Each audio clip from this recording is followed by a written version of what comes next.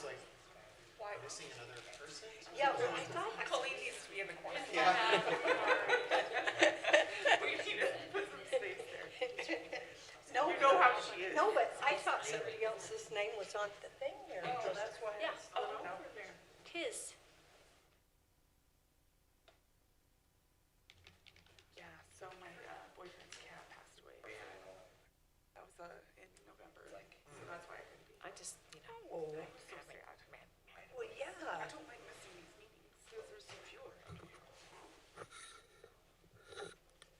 know, but you know, when you haven't gone on the zoning ordinance. Yeah, They've been together 20 years. yeah. Yeah, it was a big, he's like, that's what I assumed it was for, I was like, oh. but that's all I we. usually let my dogs until they get so tween. old, you know. That's how little ones Yeah, were. and I had to have it It's like and it's just like I used to tell Joanne, Brian, I can't do this anymore. Well, maybe when she down, put it back down. She was always after me. Yes, something else would be. I'm just thinking, I'm trying to like be Oh, the okay. But, planner person, anyway, yeah, plan ahead. she was always after me. No. Yeah, More like, we're not. yeah. And it's just like I told her.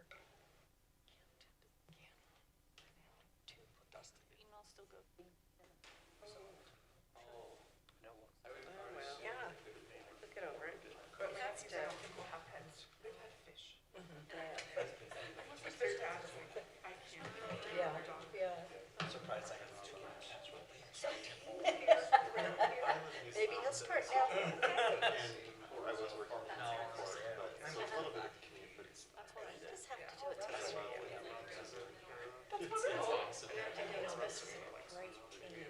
Yeah, it really is.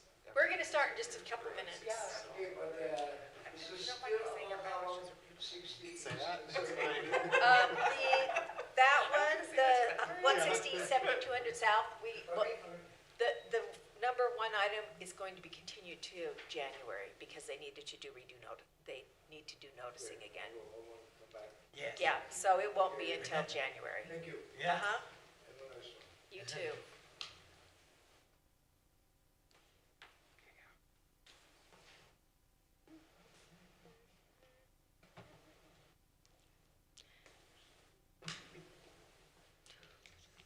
I'm watching the clock. It's almost 6. Is Robin coming? No. No, no, okay. So this is probably it, huh? Bart's not here. Do we know if Bart's coming? I don't remember hearing Yeah, no one reached out to me in particular for this one, Alrighty then. Well, but we do have a note. oh yeah, we're so. fine, yeah. Well, it's 6 o'clock, so I'd like to call this meeting to order. We begin our meetings with the Pledge of Allegiance.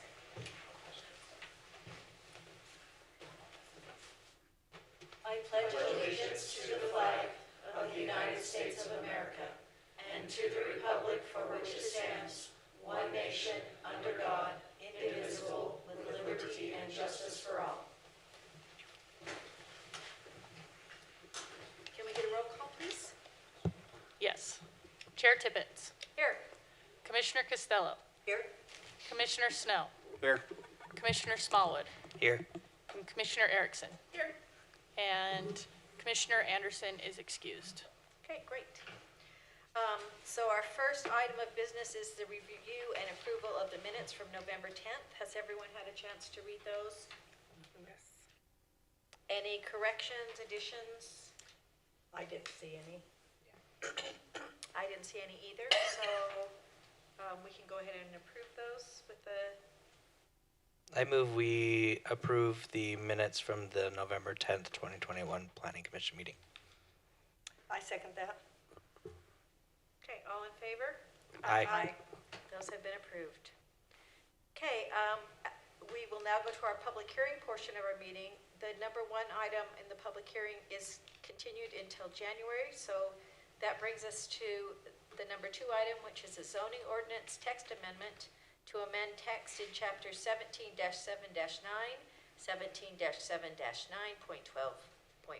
and 17-7-9.12.2, and 17-7-9.12.3, 9.12.3 of the Midvale City Municipal Code. Mouthful. Hey, Hello. Nate Rockwood, Community Development Director. This is a text amendment requested by Gardner Company primarily in the Bingham Junction zone, but there's some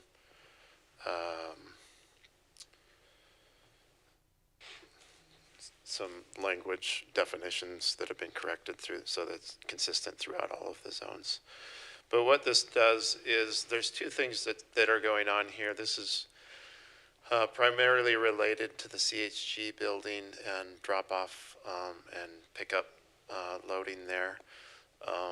We want to correct some access so that there isn't trucks being loaded on the street, blocking the street, and then also designate some zones where loading and unloading can be done without having cars and things in the way. So it's really doing two things. It's establishing, as you can see, the off-street loading areas, and I'll show you some renderings or some drawings, some site plans on how this would look for the two different types. Basically allowing the sidewalk on the off-street to come into the property and having basically some paved area that has some brick that designates that it's a loading and unloading zone, and then also some screening requirements in there. That would be required for any street where there isn't access for a truck to be parked there without prohibiting any traffic. So on streets that can accommodate traffic and trucks parked in between the sidewalk and the street, it'll have a designated loading zone, which will be painted on the street where those can stop, where the trucks can load and unload without impeding the traffic. Designates how big that can be. Requires that there's some signs there so that it's designated that that's loading zone. Also some vehicle restrictions on how big those can be and how many can be there at a time. And then how far they need to be from the intersections in any driveway. And then also, before any of these are implemented, the city engineer would be required to review those to make sure that they're meeting all the requirements of the right-of-way. But to show you here, this is just, so this would be the on-street. If you notice in there where it's, well, you're not looking at where the dot would be anyways. So what you're seeing here is the street. This would be not impeding. There's a shoulder on the side. And so where it's cross hatched there, that would be the loading zone. And then the signs would be required there. As you can see, there's, X amount of distance from that intersection. So that's a basic what a site would require for the on-street parking, or loading, sorry. This is on Coliseum Way, where if a truck stopped at that point, it would be impeding traffic. And so as you can see, the sidewalk there is allowed to move up into the property. And then where the trucks would stop would be kind of where the sidewalk is, but there would be a different, basically brick or pavers that would be in that area to designate that that's a loading zone so that people could clearly see where the sidewalk continues and trucks could clearly park in that zone without impeding traffic. So those are the basics of what we're trying to do here. I thought it was good to show both concepts because it's all just kind of put together in the code. That is the recommendation. If you have any questions about that, staff is recommending this. This is a combination of coming from Gardner Company, but also coming from staff because the trucks were impeding traffic there. So this makes sense to handle that delivery and loading. Any questions?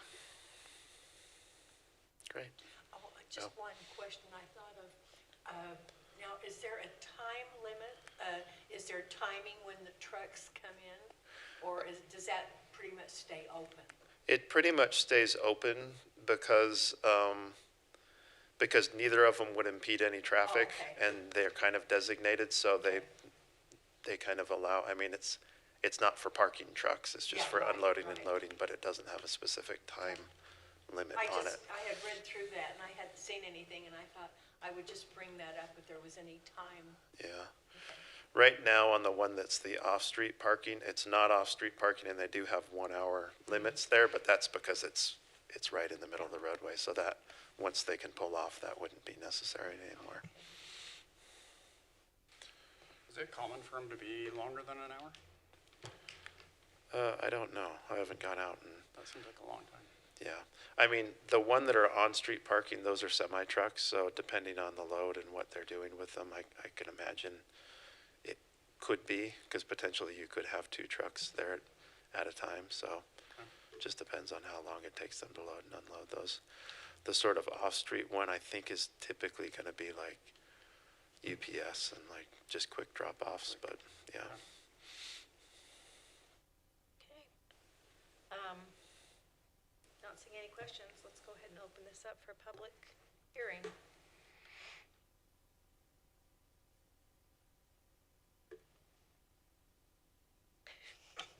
I move we close public hearing. A second. Okay, it's moved and seconded that we close the public hearing. You can just take an oral vote. Okay, all in favor? Aye. Aye. Okay, Make a motion. yeah, go ahead and make a motion. I move that we forward a recommendation to the city council to adopt the proposed text amendment to amend chapter 17-7-9 and chapter 17-7-9 and 12-1, and in chapter 17-7-9, 12-2, and chapter 17-7-9, 12-3, to address the right-of-way concerns with the loading and unloading of oversized and commercial vehicles. I second. Okay, can we go ahead and take a vote, please? Yes, Commissioner Costello, Yes? Commissioner Snow, Yes. Commissioner Smallwood, Yes. Commissioner Erickson. Yes. Okay, we'll go ahead and make that recommendation to the city council. Thank you. Okay, that brings us to our discussion items. Planning Commission meeting dates for 2022. Do you have that list by chance? So in looking at the calendar for next year, the Planning Commission, we're scheduled to meet the 2nd and 4th Wednesdays of every month. So we were just going to show that calendar to you. It looks like the only time we may have a conflict again is November and potentially December as Yeah. the 2nd or the 4th. Yeah, and Wednesday, we usually don't have second yeah. meetings in those months, so. Yeah, I figured with Yeah. them being so close to the holidays, just like this year. Yeah, we so. usually don't do that. Yeah, so the fourth meeting dates are November 23rd, which is the Wednesday before Thanksgiving, and then December 28th. So we can remove those if, Yeah, that would be my recommendation, that we just try and just do one meeting in November and one meeting in December like we usually do, but that's up to you guys, I guess. Garrett, is there, just this crossed my mind, do we need to adopt that formally somehow? Would we need to do that maybe at the next meeting, or how would that be handled? Probably. I mean, I know the city council does, and so I would guess that we would need to formally adopt that too. So we could put that on as an action item for next meeting, okay? Yeah. Okay, so then our second discussion item is our public engagement. That's what we discussed last meeting regarding having something created for the journal, correct? And then setting up a time where we could have a little open house prior to our meeting. Do we still want to do that in January? I would be concerned because I learned that several people won't be coming back necessarily. So I would love to capture them before Okay. they leave because they have all that experience. Even though it might seem like a bait and switch. Well, they're here through January, Yeah. so Right. if we did that, our second meeting in January would be the 26th. Yeah. Do we want to maybe have that put into the article that we're going to have an open house on January 26th, and if we do it like between 5:30 and 6? Yeah. Sure. Okay. Okay. I think that's good towards the end of the month too, because I think the first Oh, part yeah, of right, January, yeah. people are still walking around in the days from the holidays. And so we talked about the article and asking to see if Laura could help with that. Do you know if she's been approached to help with writing that article? Yeah, I've talked to Laura about that. So I'll talk with her tomorrow about that and see. She felt like we could do it. I still need to talk with Adam to see if he can help put some of Okay, that together as great. well. Okay, if you'll just keep us in the loop, that'd be awesome. Okay. Okay, that brings us to our staff update. So our next meeting will be it's tentatively scheduled for January 12th. So there's a little bit of a break in there with the Christmas holiday. Again, the one item that was pulled or continued, if you will, from tonight's agenda will be on that January agenda. There was just, as explained, there was an error in the noticing, and so we felt it was best to just put that off into January rather than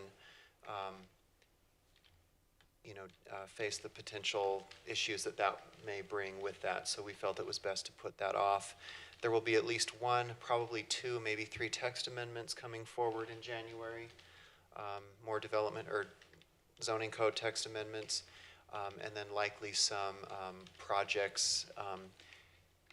Liz and Vendeline may have some to put on that agenda. I will likely have one myself, so. Great. And then also just an update,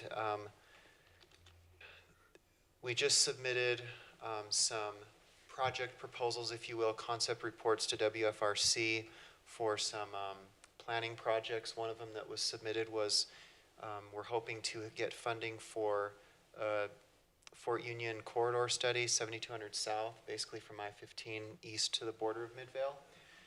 This would be really beneficial in helping us as development pressure is increasing along that corridor and how to best handle that. We also, we're in the process of finalizing, I believe, maybe a contract for the State Street corridor study. We've been awarded that, and so you'll be involved in that, and I'll be providing updates as that comes forward, but we anticipate that to really hit the ground this next calendar year, so that should be exciting as well. Commissioners, do you have anything else that we need to discuss? Don't think so. Okay. Well, then I will entertain a motion to adjourn. I will I move that we adjourn at 6:16 p.m. Second. All in favor? Aye. Aye. Boy, that was the fastest meeting. Yeah, that was a fastest meeting in history. Yeah.